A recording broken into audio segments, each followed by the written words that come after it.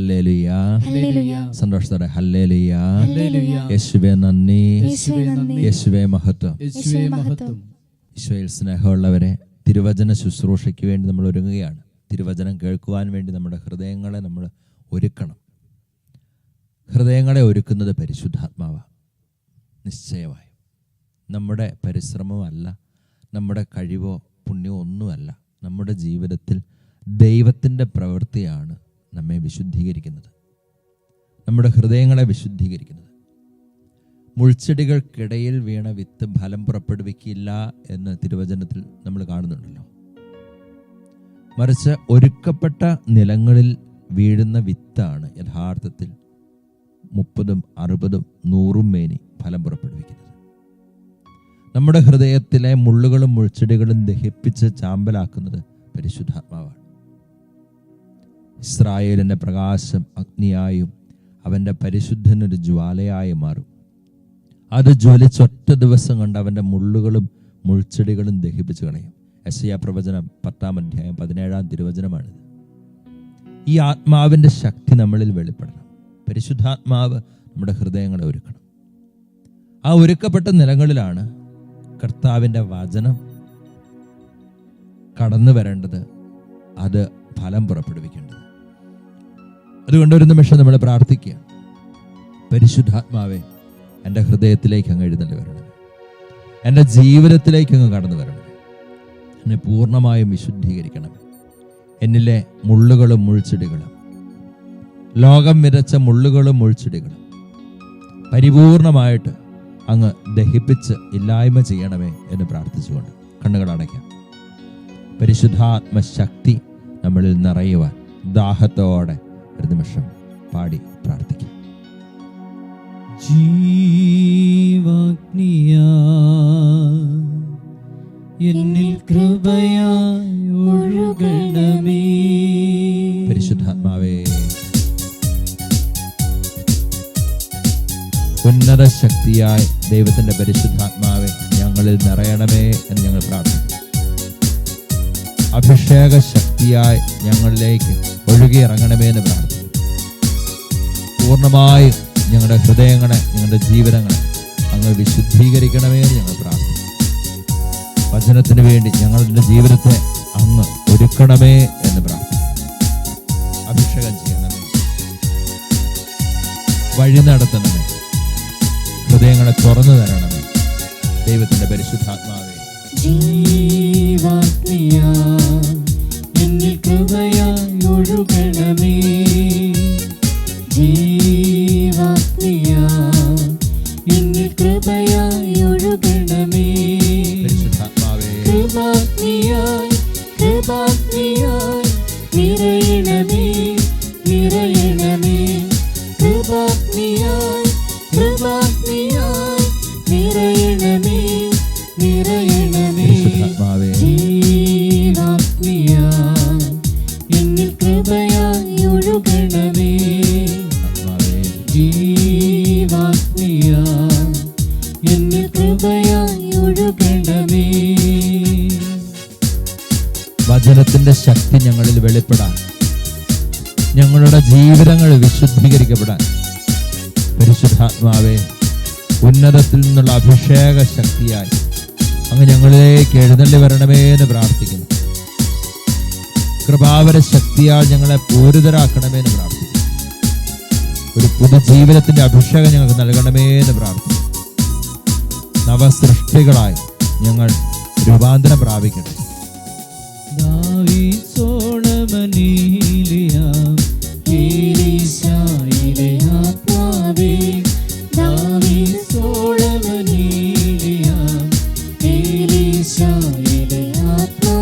പരിശുദ്ധാത്മാവേ,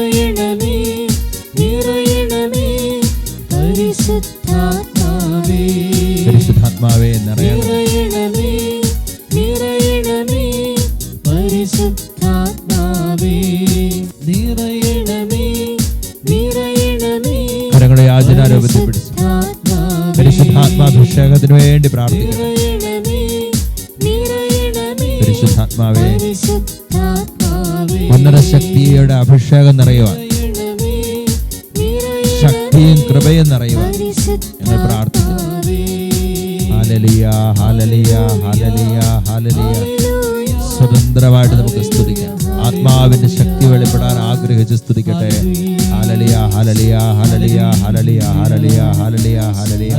യേശുവേ ആരാധന, ആരാധന, ആരാധന. ഹല്ലേലൂയ, ഹല്ലേലൂയ, ഹല്ലേലൂയ, ഹല്ലേലൂയ. യേശുവേ ആരാധന, ആരാധന, ആരാധന, ആരാധന, ആരാധന, ആരാധന, ആരാധന, ആരാധന. യേശുവേ സ്തുതിക്കുന്നു, സ്തുതിക്കുന്നു, സ്തുതിക്കുന്നു. ഹല്ലേലൂയ, ഹല്ലേലൂയ, ഹല്ലേലൂയ, ഹല്ലേലൂയ.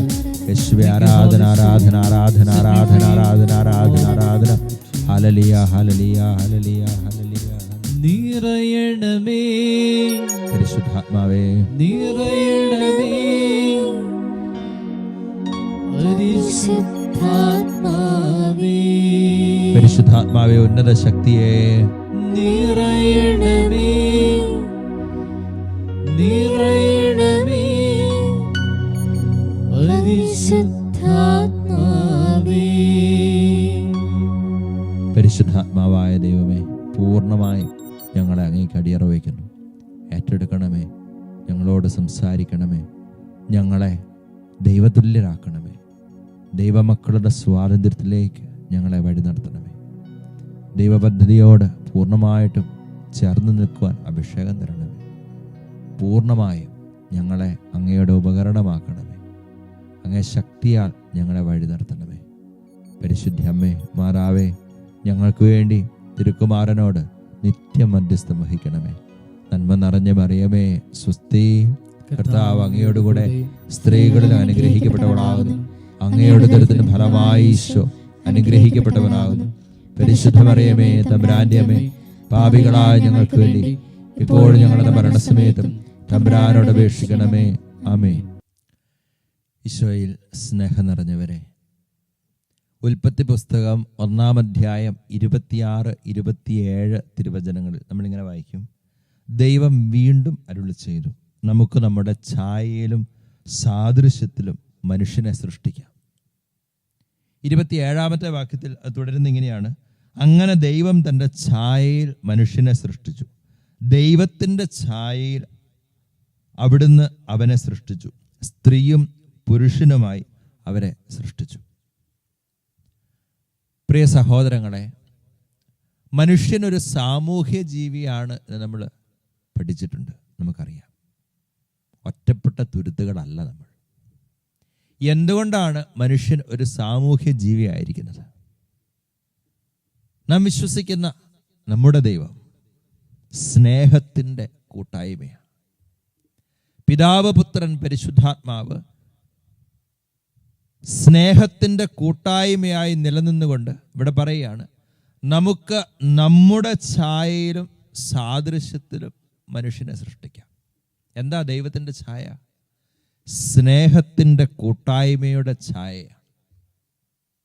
അതുകൊണ്ട് ദൈവ മനുഷ്യനെ സ്നേഹത്തിൻ്റെ കൂട്ടായ്മയായി തന്നെ സൃഷ്ടിച്ചു, സ്ത്രീയും പുരുഷനുമായി. അതുകൊണ്ടാണ് ഉൽപ്പത്തി പുസ്തകം 2-ാം അധ്യായം 18-ാം തിരുവചനത്തിൽ നമ്മളിങ്ങനെ വായിക്കുക: ദൈവമായ കർത്താവ് അരുളി ചെയ്തു, മനുഷ്യൻ ഏകനായിരിക്കുന്നത് നന്നല്ല, അവന് ചേർന്ന ഇണയെ ഞാൻ നൽകും. അപ്പോൾ എന്തുകൊണ്ടാണ് മനുഷ്യൻ ഏകനായിരിക്കുന്നത് നന്നല്ല എന്ന് ദൈവം പറഞ്ഞത്? സ്നേഹത്തിൻ്റെ കൂട്ടായ്മയാണ് ദൈവം. അതേ സ്നേഹത്തിൻ്റെ കൂട്ടായ്മയായി മനുഷ്യൻ നിലകൊള്ളണമെന്ന് കർത്താവ് ആഗ്രഹിക്കുന്നു. അതുകൊണ്ട് ആദ്യത്തെ ഹവ്വായെയും ദൈവം ഒരു കൂട്ടായ്മയുടെ അനുഭവത്തിൽ സൃഷ്ടിച്ചു.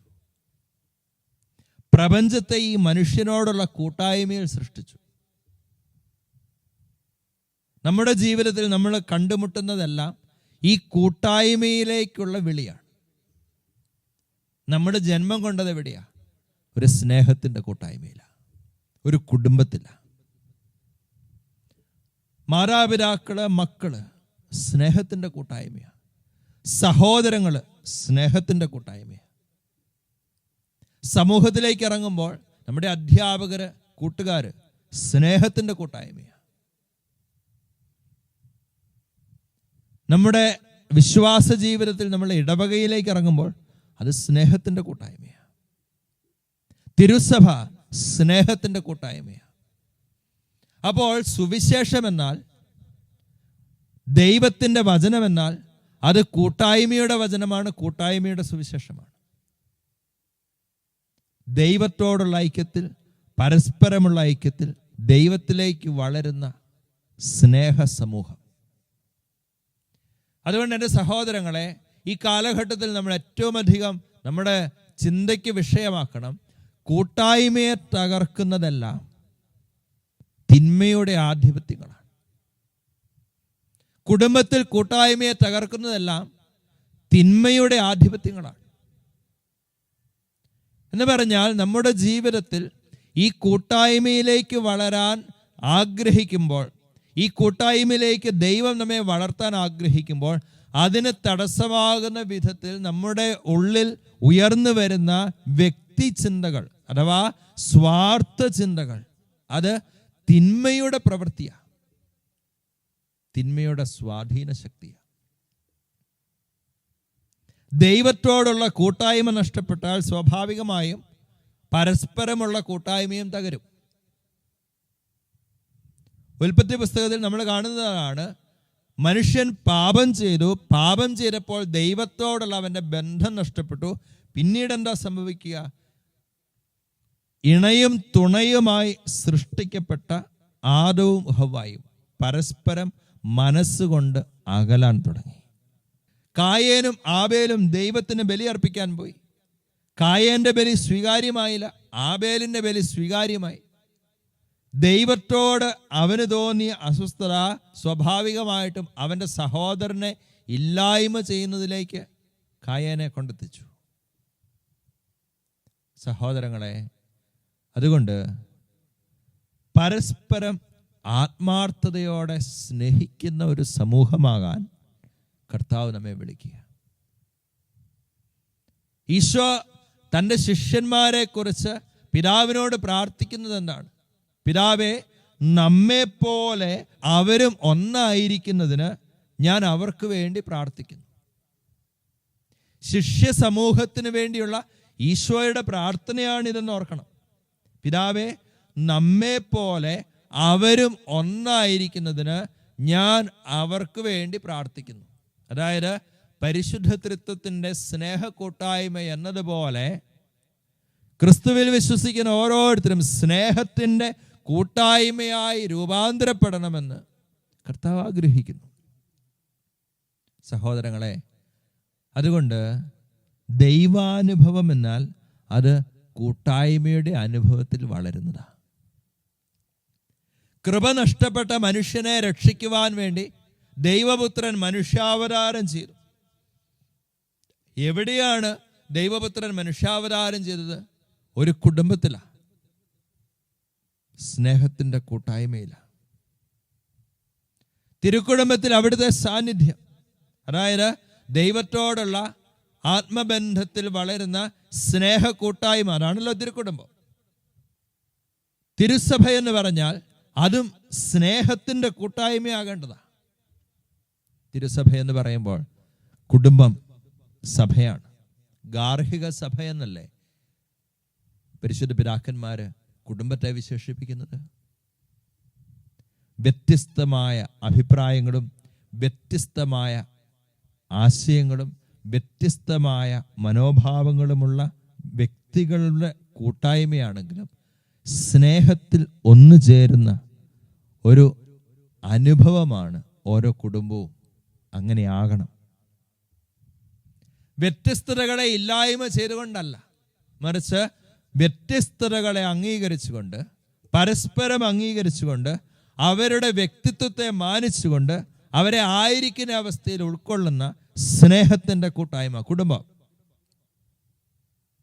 അയൽവക്ക ബന്ധങ്ങൾ വ്യത്യസ്തമായ ശൈലികളും ജീവിത രീതികളും ഉള്ളവരായിരിക്കാം നമുക്ക് ചുറ്റുമുള്ളത്. പക്ഷേ ഈ വ്യത്യസ്തതകളൊന്നും സ്നേഹത്തിന് തടസ്സമാകരുത്, കൂട്ടായ്മയ്ക്ക് വിഘാതമാകരുത് എന്ന് തിരുവചനം പഠിപ്പിക്കുന്നു. വിശുദ്ധ യോഹന്നാൻ സുവിശേഷം 20-ാം അധ്യായത്തിൽ തൻ്റെ ഉത്ഥാനശേഷം അപ്പസ്തോലന്മാർക്ക് പ്രത്യക്ഷപ്പെടുന്ന കർത്താവിനെ നമ്മൾ കണ്ടുമുട്ടും. ഈശോ അവരുടെ മുൻപിൽ പ്രത്യക്ഷപ്പെടുമ്പോൾ തോമാസ് ലീഹ അവരുടെ കൂടെ ഉണ്ടായിരുന്നില്ല. ഈശോ അപ്രത്യക്ഷനായി കഴിയുമ്പോൾ തോമാസ് ലീഹ കടന്നു വരുന്നു. മറ്റ് ശിഷ്യന്മാർ പറയുകയാണ്, ഇതാ ഞങ്ങൾ കർത്താവിനെ കണ്ടു. തോമാസ് ലീഹ പറയുകയാണ്, അവൻ്റെ മുറിവുകൾ കാണുകയും അവൻ്റെ പാർശ്വത്തിൽ എൻ്റെ കൈവയ്ക്കുകയും ചെയ്താലല്ലാതെ ഞാൻ വിശ്വസിക്കില്ല. സഹോദരങ്ങളെ ഓർക്കണം, ഈ തോമാസ് ലീഹായ ഈശോയെ കാണാൻ വേണ്ടി ആഗ്രഹിച്ച് വാശി പിടിക്കുക.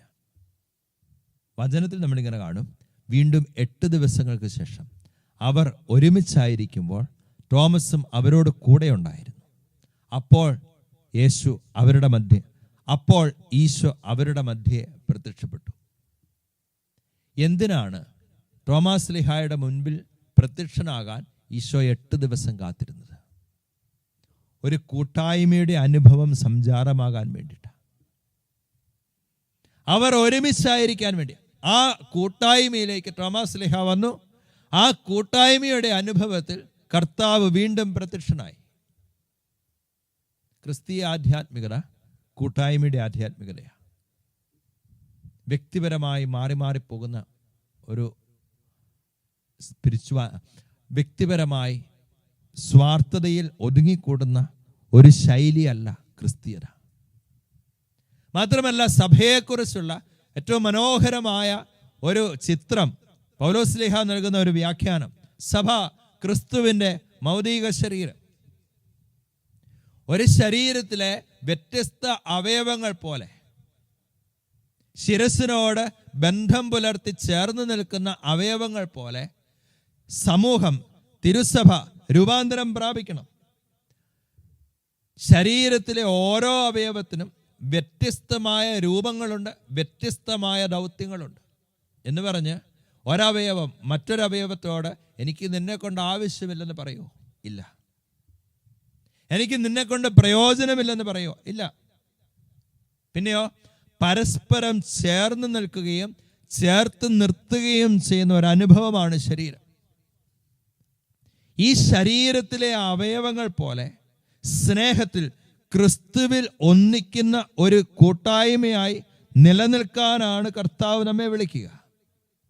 സഹോദരങ്ങളെ, അതുകൊണ്ട് നമ്മളായിരിക്കുന്ന സാഹചര്യങ്ങൾ, നമ്മളായിരിക്കുന്ന ശുശ്രൂഷാ മേഖലകൾ, നമ്മുടെ ജീവിതാന്തസ് വ്യത്യസ്തമാണ്, വ്യതിരിക്തമാണ്.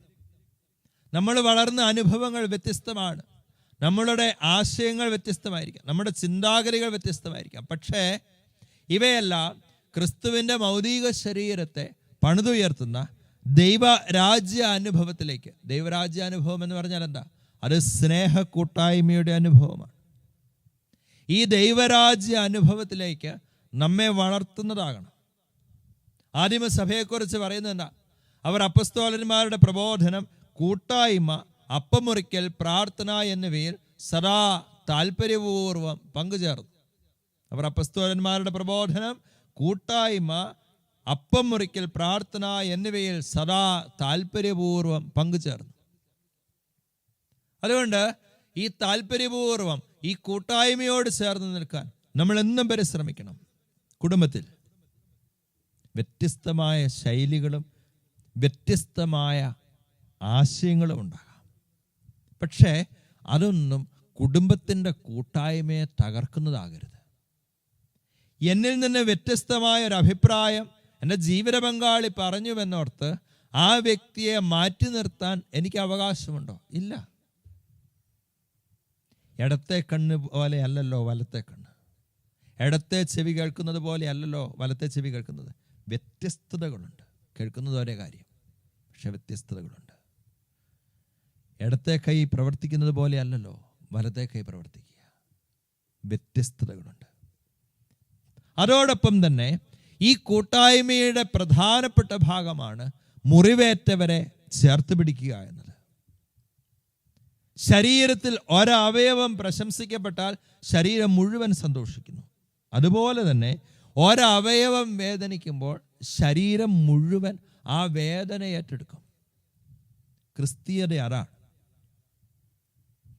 നമ്മുടെ ശരീരത്തിൽ ഒരവയവത്തിന് മുറിവേറ്റ ആ ഒരവയവത്തിനല്ലേ കുഴപ്പമുള്ളൂ, ബാക്കി ശരീരത്തിന് കുഴപ്പമില്ലല്ലോ എന്ന് പറഞ്ഞ് ശരീരം മാറി നിൽക്കുമോ?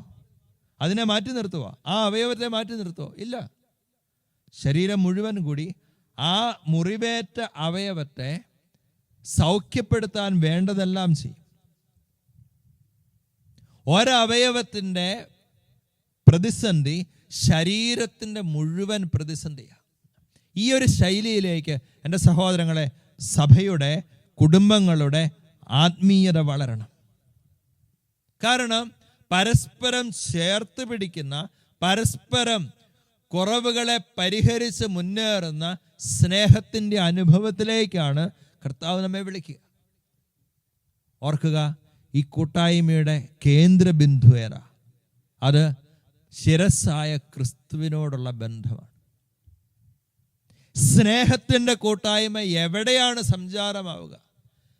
ദൈവത്തിൻ്റെ കൂട്ടായ്മ സ്നേഹം അനുഭവിച്ചറിയുകയും ആ സ്നേഹത്തോട് ചേർന്ന് നിൽക്കുകയും ചെയ്യുന്നവന് മാത്രമേ മറ്റുള്ളവരെ ഇതേ സ്നേഹ കൂട്ടായ്മയിൽ ചേർത്ത് നിർത്താൻ സാധിക്കൂ.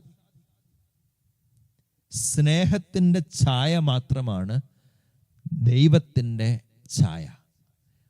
ഈ സ്നേഹത്തിൻ്റെ ഛായ നമ്മളിൽ പ്രകാശിക്കാൻ തുടങ്ങിയാൽ മാത്രമേ നമ്മൾ ക്രിസ്തു ശിഷ്യരാവുകയുള്ളൂ. അതുകൊണ്ടാണ് അന്ത്യത്താഴ വേളയിൽ ഈശോ ശിഷ്യന്മാരോട് പറഞ്ഞത്, ഒരു പുതിയ കൽപ്പന ഞാൻ നിങ്ങൾക്ക് നൽകുന്നു. എന്താ കൽപ്പന? നിങ്ങൾ പരസ്പരം സ്നേഹിക്കുക. എങ്ങനെ? ഞാൻ നിങ്ങളെ സ്നേഹിച്ചതുപോലെ നിങ്ങളും പരസ്പരം സ്നേഹിക്കുക. എങ്ങനെയാ ക്രിസ്തു സ്നേഹിച്ചത്? എങ്ങനെയാ ഈശോ നമ്മെ സ്നേഹിച്ചത്? വ്യവസ്ഥകളില്ലാതെ അവസാനത്തുള്ളി രക്തം വരെ നമുക്ക് തന്നുകൊണ്ട് അവിടുന്ന് നമ്മെ സ്നേഹിച്ചു. നമ്മുടെ യോഗ്യതയും പുണ്യം നോക്കിയിട്ടില്ല, നമ്മുടെ കുറവുകളും പോരായ്മകളും നോക്കിയിട്ടില്ല, ഒന്നും നോക്കാതെ അവിടുന്ന് നമ്മെ സ്നേഹിച്ചു. എന്നിട്ട് പറയാ, ഞാൻ നിങ്ങളെ സ്നേഹിച്ചതുപോലെ നിങ്ങളും പരസ്പരം സ്നേഹിക്കുക. എന്ന് പറഞ്ഞാൽ മറ്റുള്ളവരുടെ പുണ്യവും യോഗ്യതയും കഴിവുകളും നന്മകളും ഒന്നും പരിഗണിക്കാതെ, ഒന്നും നോക്കാതെ, കുറവുകളെ പരിഗണിക്കാതെ അവരെ നമ്മെപ്പോലെ സ്നേഹിക്കുന്ന ഒരനുഭവം. ഈ സ്നേഹത്തിലേക്ക് നമ്മൾ വളരുമ്പോൾ ഈശോ പറയുകയാണ്, നിങ്ങൾക്ക് പരസ്പര സ്നേഹമുണ്ടെങ്കിൽ അതുവഴി ലോകമറിയും നിങ്ങൾ എൻ്റെ ശിഷ്യന്മാരാണ്. സഹോദരങ്ങളെ, കൂട്ടായ്മയുടെ അനുഭവത്തിൽ വളർന്നാൽ മാത്രമേ ക്രിസ്തു സാക്ഷികളായി നമുക്ക് നിലകൊള്ളാൻ സാധിക്കൂ.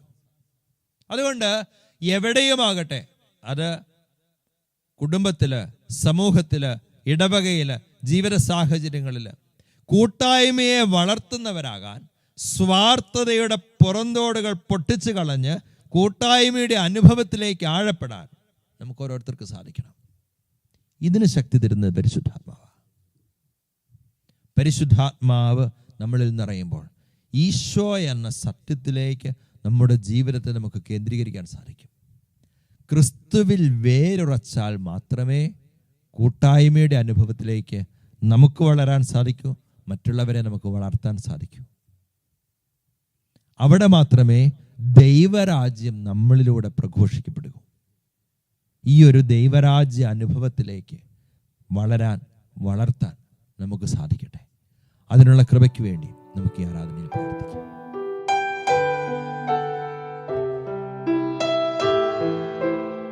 ദിവ്യകാരുണ്യനാഥനെ സ്നേഹപൂർവം ആരാധിച്ച് അവിടുത്തെ കൃപാവരങ്ങളാൽ നമുക്ക് നമ്മുടെ ജീവിതത്തെ ധന്യമാക്കാം. പരിപൂർണമായിട്ടും ഈശോയുടെ കരങ്ങളിലേക്ക് നമ്മളെ വിട്ടുകൊടുത്തുകൊണ്ട് നമുക്ക് ഒന്നു ചേർന്ന് അവിടുത്തെ ആരാധിച്ച് പാടാം. പരിശുദ്ധൻ മഹോന്നത ദേവൻ, പാരിലെങ്ങും വിളങ്ങും മഹേശൻ, സ്വർഗീയ സൈന്യങ്ങൾ വാഴ്ത്തി സ്തുതിക്കും സ്വർലോകരാജനം മിശിഹാ. കരങ്ങൾ തുറന്നു പിടിക്കാം.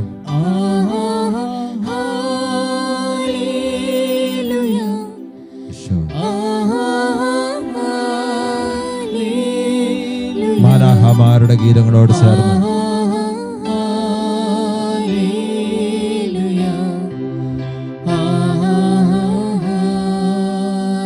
പരിശുദ്ധമ്മയോട് സകല വിശുദ്ധരോടും ചേർന്ന്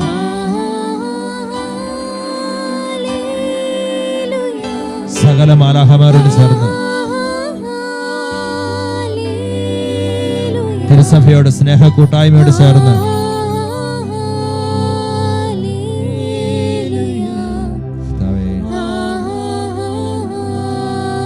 തൃത്വൈക സ്നേഹത്താൽ നിറയാൻ ആഗ്രഹിച്ചുകൊണ്ട്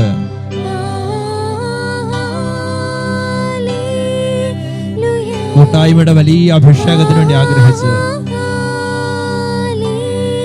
സ്നേഹത്തിൽ ഞങ്ങളെ ഒന്നിപ്പിക്കണമേ എന്ന് പ്രാർത്ഥിച്ച് വലിയൊരു അഭിഷേകത്തിന്റെ തീക്കാറ്റയക്കണമെന്ന് പ്രാർത്ഥിച്ച് ജീവിതത്തെ പൂർണ്ണമായിട്ട് സ്വതന്ത്രമാക്കിക്കൊണ്ട് പരിപൂർണമായിട്ട് അടിയറ വെച്ചുകൊണ്ട് സ്വതന്ത്രമായിട്ട് സ്തുതിക്കട്ടെ. ഹാലലിയ ഹാലലിയ ഹാലലിയ. യേശുവേ ആരാധന ആരാധന ആരാധന ആരാധന. ഹാലലിയ ഹാലലിയ ഹാലലിയ. യേശുവേ ആരാധന ആരാധന ആരാധന ആരാധന ആരാധന ആരാധന ആരാധന. ഹാലലിയ ഹാലലിയ ഹാലലിയ ഹാലലിയ ഹാലലിയ ഹാലലിയ. യേശുവേ ആരാധന ആരാധന ആരാധന ആരാധന ആരാധന ആരാധന ആരാധന ആരാധന ആരാധന. ഹാലലിയ ഹാലലിയ ഹാലലിയ ഹാലലിയ ഹാലലിയ ഹാലലിയ. യേശുവേ ആരാധന ആരാധന ആരാധന ആരാധന ആരാധന ആരാധന. കരങ്ങൾ നെഞ്ചോട് ചേർത്ത് വയ്ക്കുക. പിതാവേ, നമ്മെ പോലെ അവരും ഒന്നായിരിക്കുന്നതിന് ഞാൻ അവർക്ക് വേണ്ടി പ്രാർത്ഥിക്കുന്നു. ഈശോയുടെ ചങ്കിൽ തട്ടിയുള്ള പ്രാർത്ഥനയാണിത്. എൻ്റെ കുടുംബത്തെ നോക്കിക്കൊണ്ട് ഈശോ പിതാവിനോട് പ്രാർത്ഥിക്കുകയാണ്. പിതാവേ, നമ്മെ പോലെ അവരും ഒന്നായിരിക്കുന്നതിന് ഞാൻ അവർക്ക് വേണ്ടി പ്രാർത്ഥിക്കുന്നു. നമ്മുടെ കൂട്ടായ്മകളെ, നമ്മുടെ സമൂഹത്തെ, തിരുസഭയെ നോക്കിക്കൊണ്ട് ഈശോ പ്രാർത്ഥിക്കുകയാണ്. പിതാവേ, നമ്മെ പോലെ അവരും ഒന്നായിരിക്കുന്നതിന് ഞാൻ അവർക്ക് വേണ്ടി പ്രാർത്ഥിക്കുന്നു. ഈശോയുടെ ഈ പ്രാർത്ഥനയുടെ അഭിഷേകമാണ് ഈ ആരാധനയിലൂടെ നമ്മളിലേക്ക് കടന്നു വരിക. വ്യത്യസ്തമായ അഭിപ്രായങ്ങളും വ്യത്യസ്തമായ ശൈലികളും ഉള്ളിടത്തും ദൈവത്തിന്റെ പരിശുദ്ധാത്മാവ് നമ്മെ കൂട്ടായ്മയിൽ സ്നേഹത്തിൽ ഒന്നിപ്പിക്കുകയാണ്. നമുക്ക് നമ്മുടെ ഛായയിലും സാദൃശ്യത്തിലും മനുഷ്യനെ സൃഷ്ടിക്കാമെന്ന് ദൈവം പറഞ്ഞു. തൃത്വൈക സ്നേഹത്തിന്റെ കാണപ്പെടുന്ന അടയാളമാകുവാൻ കർത്താവ് നമ്മെ വിളിക്കുക. അതുകൊണ്ട് ഈശോ പറഞ്ഞു, നിങ്ങൾക്ക് പരസ്പര സ്നേഹമുണ്ടെങ്കിൽ നിങ്ങൾ എൻ്റെ ശിഷ്യന്മാരാണെന്ന് അതുമൂലം എല്ലാവരും അറിയും. നിങ്ങൾ പരസ്പരം സ്നേഹിക്കണം.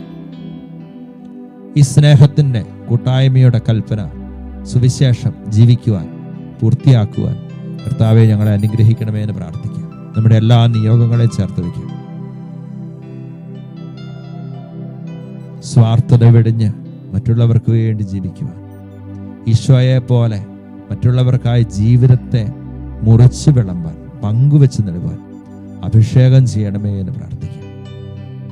ഈ ആരാധനയിൽ, ഈ ശുശ്രൂഷകളിൽ വ്യത്യസ്ത സ്ഥലങ്ങളിലിരുന്ന്, വ്യത്യസ്ത സാഹചര്യങ്ങളിലിരുന്ന് പങ്കെടുക്കുന്നവരെല്ലാം ഈ കൂട്ടായ്മയുടെ അനുഭവത്തിലേക്ക് വരാൻ ആഗ്രഹിക്കട്ടെ. വലിയൊരു അഭിഷേകം നമ്മളിൽ നിറയുക. വ്യത്യസ്ത സ്ഥലങ്ങളിലാണെങ്കിലും ആത്മാവിൽ കർത്താവ് നമ്മെ ഒരുമിപ്പിക്കുന്നത് തിരിച്ചറിഞ്ഞ്, അനുഭവിച്ചറിഞ്ഞുകൊണ്ട് വലിയൊരു അഭിഷേകത്തിന് വേണ്ടി ആഗ്രഹിച്ച് സ്തുതിച്ച് പ്രാർത്ഥിക്കാം. ഹാലലിയ ഹാലലിയ ഹാലലിയ. യേശുവേ ആരാധന ആരാധന ആരാധന. ഹാലലിയ. എല്ലാം മറന്ന് സ്തുതിക്കട്ടെ എല്ലാവരും. ഹാലലിയ ഹാലലിയ ഹാലലിയ ഹാലലിയ. ആരാധന ആരാധന ആരാധന ആരാധന ആരാധന. ഈശോ കൈനീട്ടി നമ്മെ ആശീർവദിക്കുമ്പോൾ സ്നേഹത്തിന്റെ ഒരു അഭിഷേകം, കൂട്ടായ്മയുടെ ഒരു അഭിഷേകം നമ്മളിൽ നിറയട്ടെ. അങ്ങനെ എല്ലാ അസ്വസ്ഥതകളും നമ്മളിൽ നിന്ന് വിട്ടുപോകുന്ന ഒരു അനുഭവം ഉണ്ടാകട്ടെ. ആഗ്രഹിച്ചുകൊണ്ട്, പ്രാർത്ഥിച്ചുകൊണ്ട്, സ്വതന്ത്രമായി സ്തുതിച്ച് ഈശോയുടെ ആശീർവാദം നമുക്ക് ഏറ്റുവാങ്ങാം. ഹാലലിയ. യേശുവേ ആരാധന. ഹല്ലേലൂയ ഹല്ലേലൂയ ഹല്ലേലൂയ ഹല്ലേലൂയ.